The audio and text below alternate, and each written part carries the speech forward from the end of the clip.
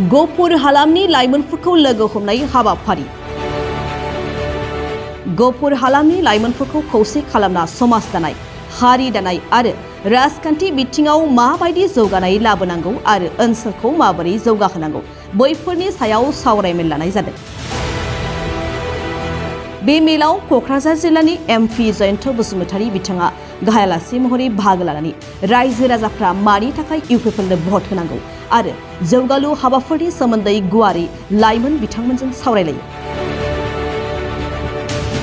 बे मेलावनो मिरुनि लाइमोन गांखंनि आफादगिरि इरागदाव ब्रह्म आरो मिरु इउपिपिएलनि दैदेनगिरि फुकन लाहारी आरो मिरुनि गुबुन गुबुन बिबानाव थानाय बिथांमोनहा बाहागो लायो।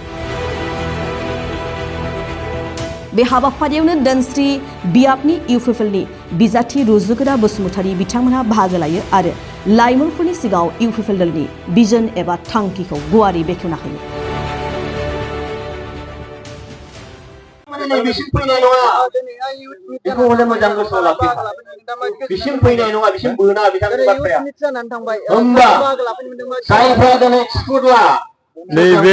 गहपुर ओनसोलनि खराइगुरि गामिनि जि गेलेग्रा फोथार बेवहाय जोंनि राजखान्थि हान्जानि लाइमोन गांखंनिफ्राय बेहाय लाइमोनफोरखौ लानानै मोनसे सावरायमेल खालामनायजों लोगोसे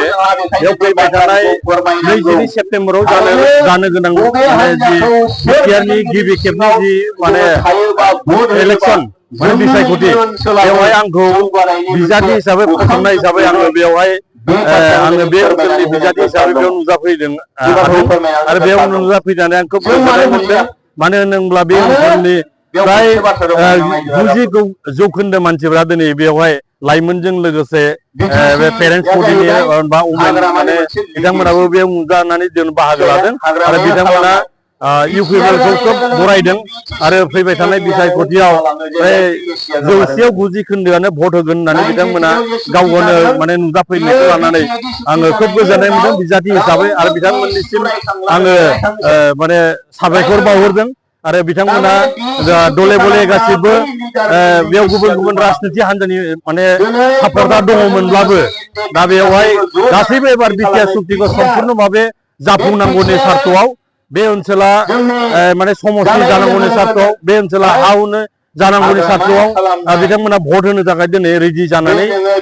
दङ। ओंखायनो फैबाय थानाय बिसायख'थियाव नैबे 27 धनस्री समष्टिनिफ्राय बिजाथि हिसाबै इउपिपिएल दलनिफ्राय आङो देरहागोन होननानै आङो रोखा जानो हादों।